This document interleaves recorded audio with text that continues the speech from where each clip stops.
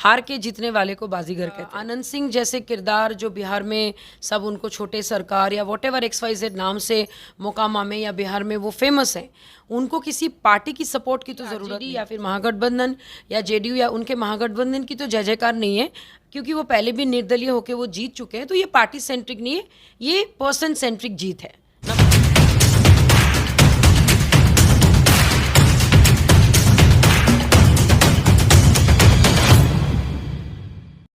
नमस्कार, केशव राय के साथ आप देख रहे हैं एक्सप्रेस खबर 24 और आई न्यूज़।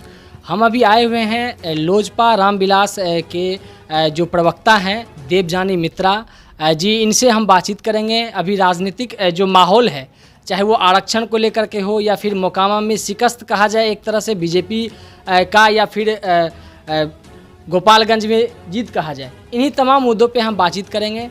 तो आइए मैम से बातचीत करते हैं। मैम बहुत बहुत स्वागत है आपका हमारे चैनल में। धन्यवाद, थैंक यू। मैम सबसे पहले तो आपको बधाई, साथ साथ मैम मैं ये पूछना चाहूँगा, मोकामा में जो हार हुई इसको लेके आप क्या कहेंगे?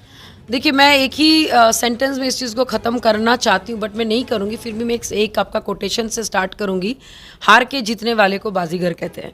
और ये हम लोग हार इसलिए नहीं मानेंगे क्योंकि आपने जो आंकड़ों के बीच में जो डिफरेंसेस देखे हैं, जहाँ पे आनंद सिंह जैसे किरदार जो बिहार में सब उनको छोटे सरकार या वॉटेवर XYZ नाम से मोकामा में या बिहार में वो फेमस हैं, उनको किसी पार्टी की सपोर्ट की तो ज़रूरत नहीं था। इसलिए RJD या फिर महागठबंधन या JDU या उनके महागठबंधन की तो जय जयकार नहीं है, क्योंकि वो पहले भी निर्दलीय होकर वो जीत चुके हैं। तो ये पार्टी सेंट्रिक नहीं है, ये पर्सन सेंट्रिक जीत है, नंबर 1। नंबर 2, अगर बीजेपी थोड़े से पहले हमारे राष्ट्रीय अध्यक्ष जी को ले आते या फिर चीज़ें माने ढंग से होती, तो आई एम श्योर जो भी थोड़े बहुत आंकड़ों की डिफरेंस लास्ट टाइम से ज़्यादा अभी या फिर पहले 30,000 40,000 वोटों से आगे आनंद सिंह जी हमेशा जीते। लेकिन इस बार आप देखेंगे तो वोटों की गिनती में बहुत फ़र्क आया है और बहुत कम आंकड़ों से आनंद सिंह जी जीते। तो कहीं ना कहीं चिराग फैक्टर बोलिए या फिर हमारे ऑनरेबल CM हमेशा उनको चिराग मॉडल बोल के बहुत सारी बातें उन्होंने पहले भी की। तो मैं बोलूँगी सही तरीके से अगर बीजेपी चाहते थे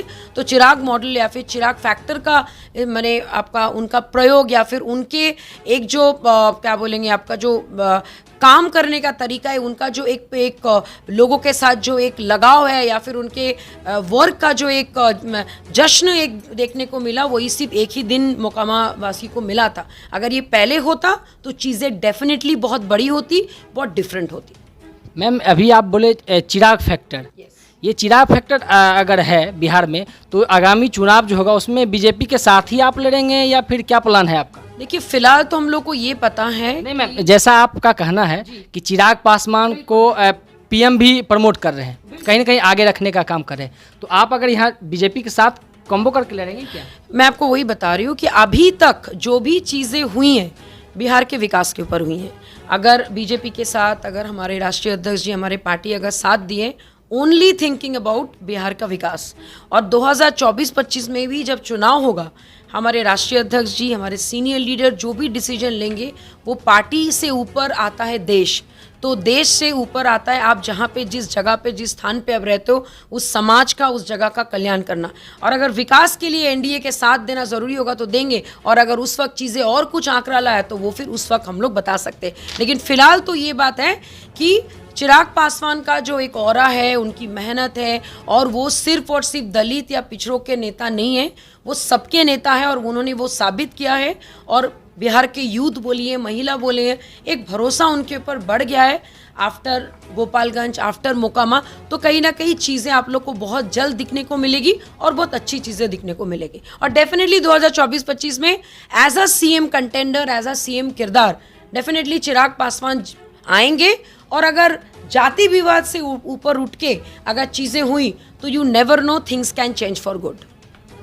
मैम जैसे हम रामविलास पासवान जी का बात करें तो उनके पास हमेशा बिहार और देश की चाबी हुआ करती थी, तो क्या वही फार्मूला तो ये चिराग पासवान तो नहीं अपना रहे? देखिए, फार्मूला कुछ भी हो, लेकिन अगर फार्मूला अगर जनता के हित के लिए है, बिहार के विकास के लिए है, लोगों के लिए है, और हमेशा उनके पिताजी बोलिए या फिर चिराग सर बोलिए, हमेशा उन्होंने एक ही चीज़ पे, एक ही मुद्दे पे हमेशा बात की है, जो हमारा विजन डॉक्यूमेंट है बिहार फर्स्ट बिहारी फर्स्ट का जो इम्प्लीमेंटेशन जो अभी हमारे शिविर में जो भी चर्चाएं हुई, जो बुक लॉन्च हुआ बिहारी फर्स्ट को लेकर, अगर आप उनका डिटेलिंग पे जाएंगे तो हर वो चीज़ संभव है जो बिहार में अभी तक हुआ नहीं।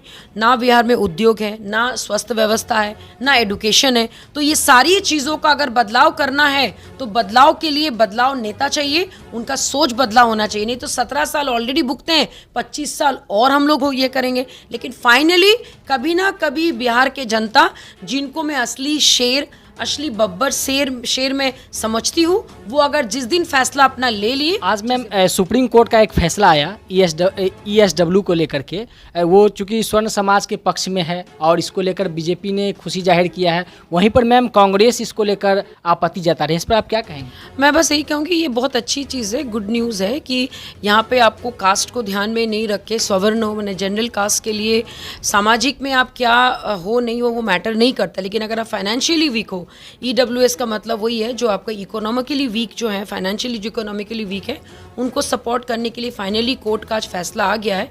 और इस पर डेफिनेटली यही कहेंगे कि हमारे ऑनरेबल PM ने बहुत अच्छी एक फैसला उन्होंने सबके पक्ष में लिया। उन्होंने SC ST के साथ साथ उन्होंने जनरल कास्ट के बारे में भी सोचा, और इसका मुहिम बहुत पहले हमारे स्वर्गीय नेता, जो हमारे LGP के जो मेन जो आपके फाउंडर है श्री रामविलास पासवान जी, स्वर्गीय श्री रामविलास पासवान जी ने बहुत पहले एक बार उन्होंने स्पीच में बताई भी थी कि इस टाइप की चीज़ें होनी चाहिए, क्योंकि फाइनेंशियली वीक कोई भी हो सकता है, चाहे वो अपर कास्ट हो, लोअर कास्ट हो। फाइनेंशियली वीक किसी को देख के नहीं होता है, आदमी का सिचुएशन कभी भी कुछ भी हो सकता है। तो ये 10% आरक्षण की बात या फिर इस मुद्दे की बात उन्होंने बहुत पहले भी एक बार की थी, बट फाइनली आज इतने सालों बाद चीज़ें हुई। So we must thank our honourable PM for doing such a great work.